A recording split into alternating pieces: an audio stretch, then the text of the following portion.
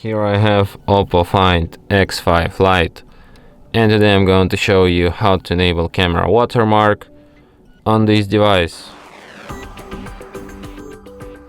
So firstly you have to open camera, tap on three dots here in the corner, tap on the gear icon to access settings, and here you can enable watermark. So like you can add device model, location, date and time. You can actually change font size. You can set small or large. You can change its position.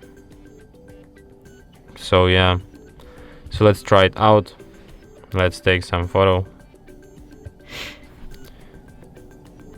And as you can see here, I have my watermark. So yeah, and that's it. Thanks for watching. If you find this tutorial useful, don't forget to hit that like button and subscribe to our channel.